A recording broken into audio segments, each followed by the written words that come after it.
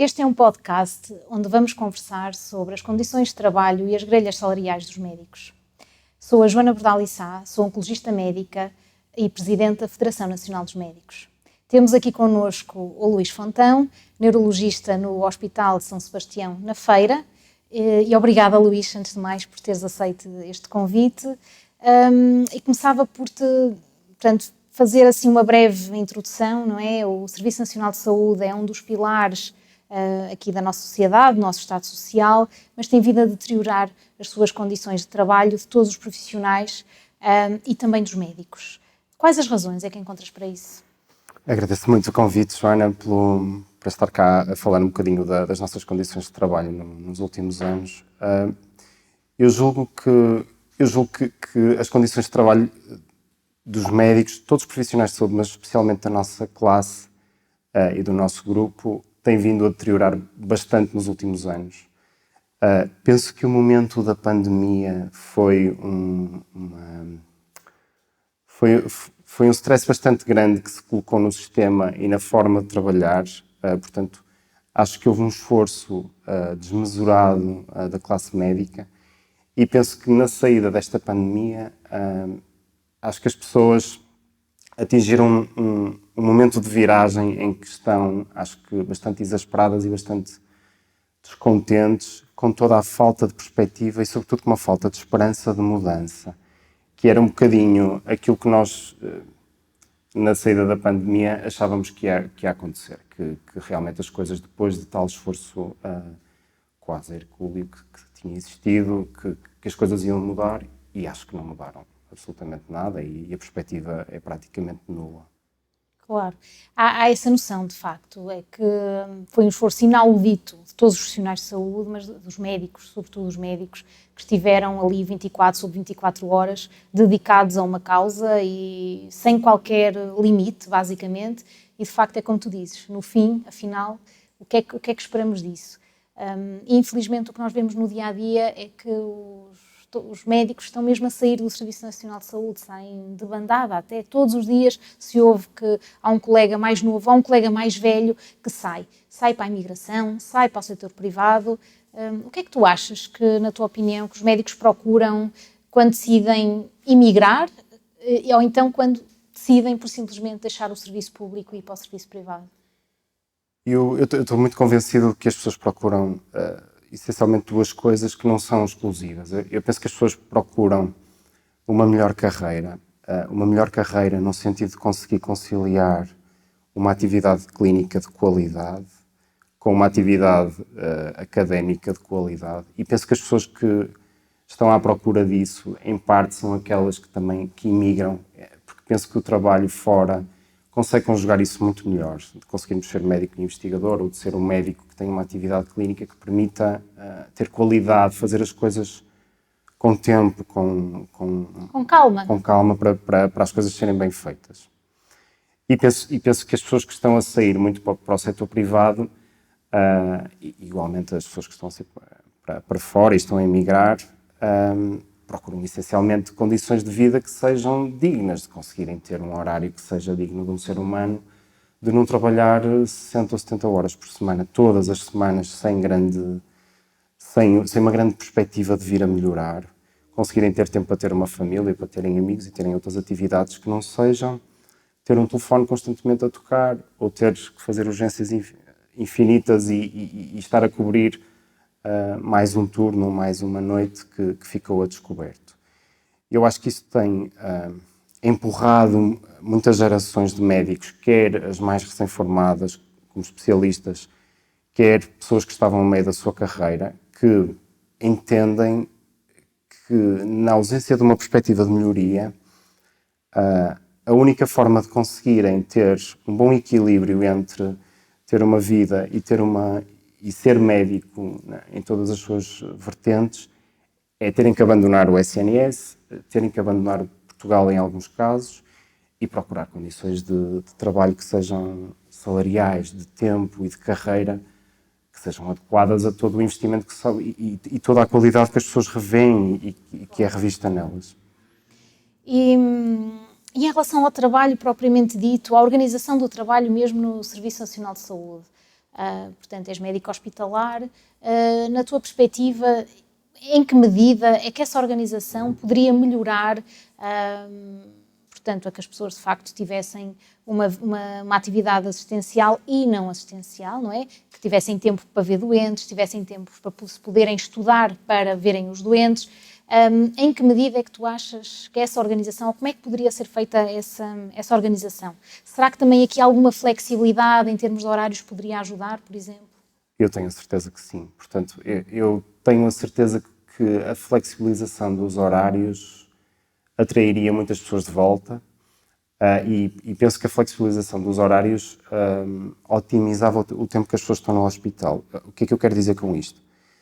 Se eu tiver um horário em que consiga personalizá-lo à medida daquilo que eu quero fazer no hospital, e sobretudo, e acho que provavelmente vamos estar de acordo, todos os médicos deste país, sobretudo se fosse aliviado o trabalho burocrático que diariamente temos que fazer, ou seja, se eu não passasse 20 ou 30% do meu tempo a passar papéis para múltiplas coisas, que todos vamos reconhecer, todos os médicos vão reconhecer no sítio onde trabalham, quer seja no hospital ou no centro de saúde, que passam uma porcentagem do tempo a fazer relatórios, a passar transportes, a responder a e-mails de coisas que não são tarefas médicas, não são tarefas clínicas, nem tampouco chegam perto a ser tarefas clínicas.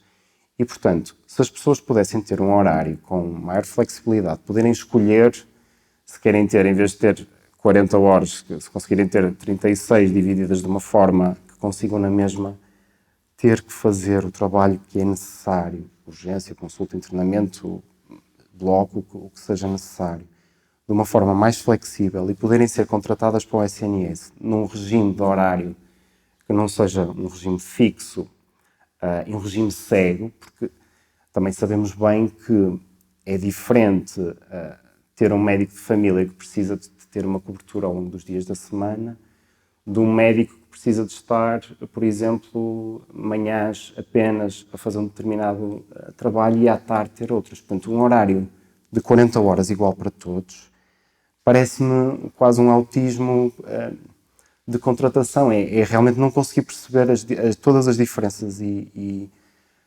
todas as especificidades que tem, no fundo, que tem a nossa carreira. E nesse aspecto até, pronto, é uma questão que nós temos vindo a debater entre nós, em que, de facto, os médicos também, além disso, são os únicos médicos que têm um horário de pelo menos 40 horas, não é? E depois a quem ainda são exigidas mais trabalho suplementar, mais horas extraordinárias noutro setting, não é?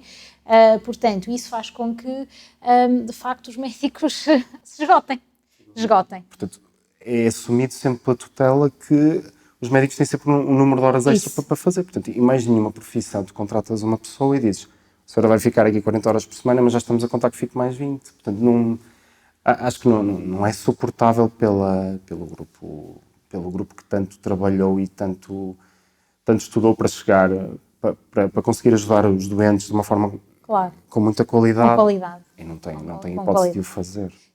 Acho que focas aí numa questão essencial, que é a qualidade da assistência que é dada aos doentes, porque no fundo é para isso que nós todos cá estamos. Outra coisa que também tem sido colocada em causa, e cada vez se conversa mais sobre isso, é a questão das lideranças nas instituições, porque temos um bocadinho a noção de que falta aqui, às vezes, faltam verdadeiras lideranças nas instituições, seja ao nível de uma coordenação de uma unidade, de uma direção de serviço, outras FIAs intermédias, as próprias administrações, portanto, são vistas às vezes como lideranças pouco democráticas, com processos pouco transparentes, às vezes parece haver pouca justeza, muita nomeação, poucos concursos, o sistema de eleição em que os médicos possam ter um bocadinho mais de participação no dia-a-dia praticamente não existe. Achas que isto também poderia melhorar alguma coisa a vida dos médicos, ficarem no Serviço Nacional de Saúde? Eu estou certo que sim. As lideranças têm uma importância muito grande e eu acho que há uma grande parte do que vai acontecendo no SNS.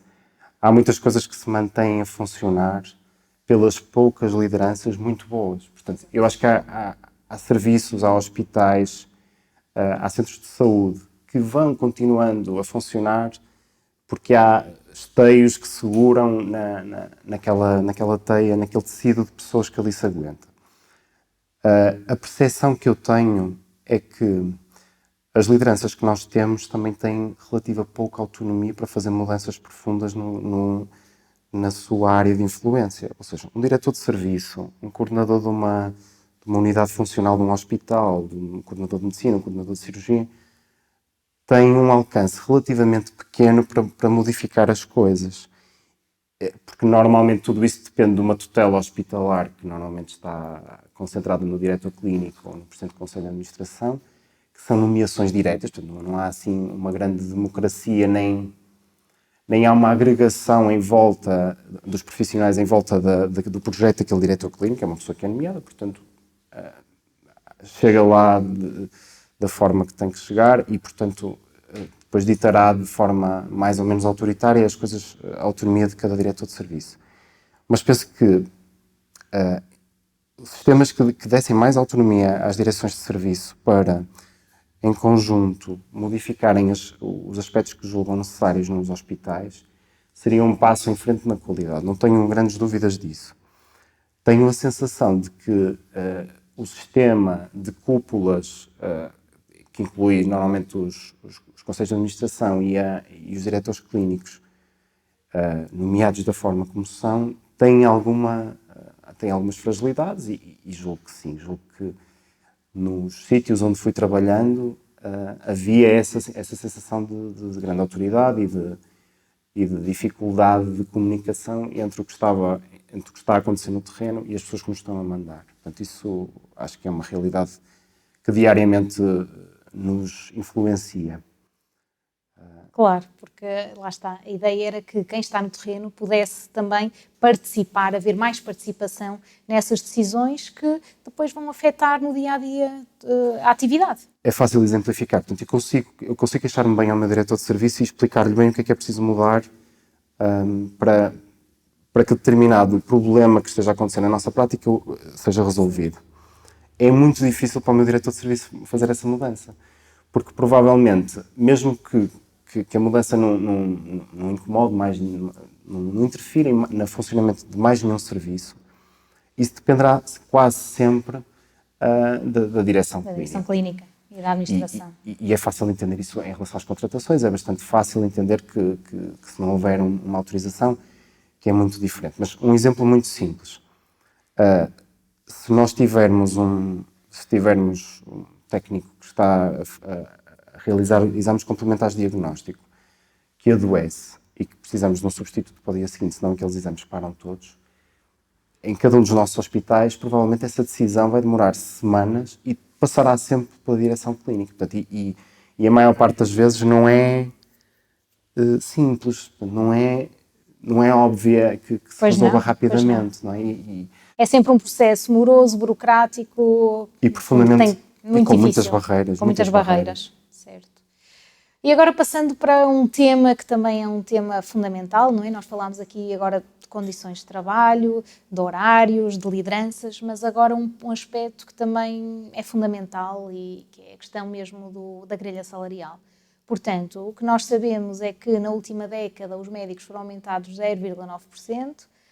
Agora em janeiro houve um aumento, tendo em conta o problema agora da inflação, de 2%, mas foi a única profissão, até dentro da saúde, que na administração pública, que portanto, foram os que menos tiveram aumento, quando houve aumentos até na ordem dos 7%. Como é que tu vês isso? O que é que tu achas que seria um salário justo para os médicos ficarem também no Serviço Nacional de Saúde? Eu acho que esse assunto é absolutamente central. É capaz de ser só uma parcela do problema e do problema maior que é a carreira médica e a necessidade de construir uma carreira médica, mas eu acho que é provavelmente o problema que está a fazer a sangria dos médicos do SNS para o privado. Portanto, eu acho que as pessoas têm procurado aumentar os seus rendimentos acumulando trabalho no SNS e no privado, e provavelmente trabalham o dobro ou trabalham quase tanto em cada um dos sítios, ou acumulam muito trabalho. E se nós conseguíssemos atrair, nem que fosse uma percentagem pequena das pessoas que está a acumular este tempo apenas para trabalhar no SNS e trazer todas as outras que já saíram por este motivo, pelo motivo salarial, para o SNS, tenho a certeza que as coisas melhorariam imenso. E eu acho que a nossa grelha salarial menospreza de tal forma o investimento profissional que fazemos e de responsabilidade clínica, pública quase, que nós temos perante as pessoas e a sociedade, é de tal forma, acho que menospreza de tal forma que, de facto, é um problema que tem uma urgência enorme em ser resolvida. E eu não discordo em absoluto, acho que uma proposta que é mais ou menos sensata é uma proposta que é, pelo menos, tentar igualar para os médicos hospitalares aquilo que está a acontecer, ou pelo menos escutar os médicos e entender se o que aconteceu nos USFs modelo B se seria suficiente ou se seria um passo. Eu penso que a grelha salarial que se aplica nos USFs modelo B seria um salário que a mim me prenderia ao SNS e não me faria pensar em sair, não me faria pensar em trabalhar mais no privado e que acho que no momento atual seria um passo em frente e de boa fé. Acho que seria o ponto para começar.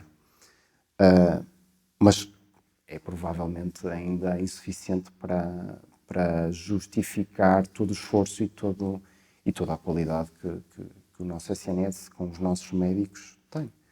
Claro. Acho que ainda precisávamos ainda mais, mas acho que era um ponto intermédio que se podia claro. Avançar. Outra coisa que também se tem discutido é a questão da dedicação exclusiva, não de forma imposta, seria sempre uma possibilidade de ser opcional, obviamente majorada, de forma a que exatamente os médicos voltassem ao Serviço Nacional de Saúde, trabalhassem apenas no Serviço Nacional de Saúde, satisfeitos, e sem, lá está, ter que também às vezes andar a correr de um lado para o outro, que se calhar também evitaria promiscuidade, e entendemos que se calhar isso poderia ser uma boa medida. O que é que tu achas sobre isso? Eu sou um grande adepto, portanto é um tema pelo qual tenho bastante estima, porque eu acho que é a solução certa, pode não resultar para todas as especialidades e portanto claro, estou de acordo contigo, acho que ser uma dedicação obrigatória, ou seja, o médico que trabalha no SNS ter que ter exclusividade parece-me errado, porque vai seguramente fazer excluir um grande grupo de pessoas que não o quer, provavelmente. Mas eu acho que há uma grande massa de médicos no SNS que pretende isso. Portanto, pretende trabalhar, lá está, uma carreira.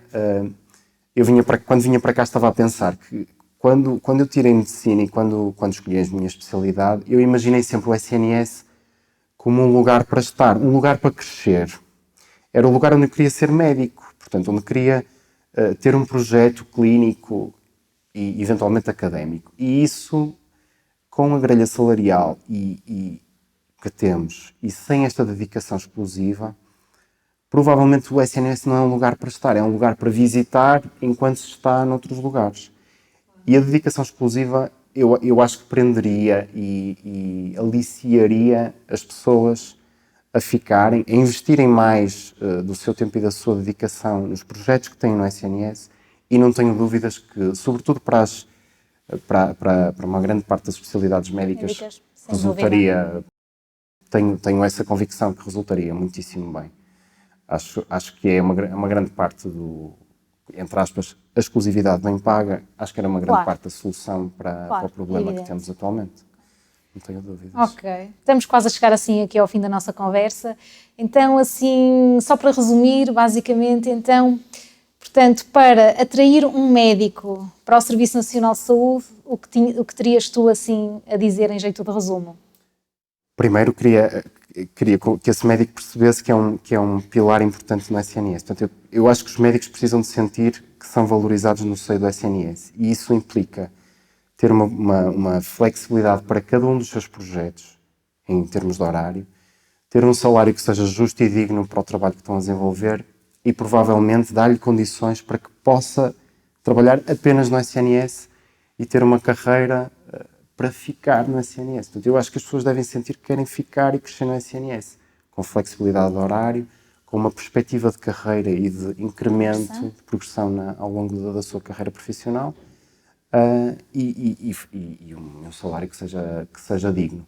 E eu acho que isto é fundamental para formar aquilo que nós, no nosso dia-a-dia, percebemos que é o que funciona, que são equipas de trabalho, pessoas e serviços que juntos, a trabalhar para a mesma coisa ou a trabalhar cada um no seu aspecto com a ajuda dos outros, consigam atender melhor os doentes, fazer ciência e melhorar o atendimento dos hospitais e dos centros de saúde. Acho que é absolutamente fundamental. Acho que os utentes e os doentes deste país iam agradecer, sem dúvida. Sem dúvida. Acho que sim. Ok, Luís, obrigada. Muito obrigada sim. então por teres participado e chegamos então ao fim deste podcast sobre condições de trabalho e grelhas salariais nos médicos.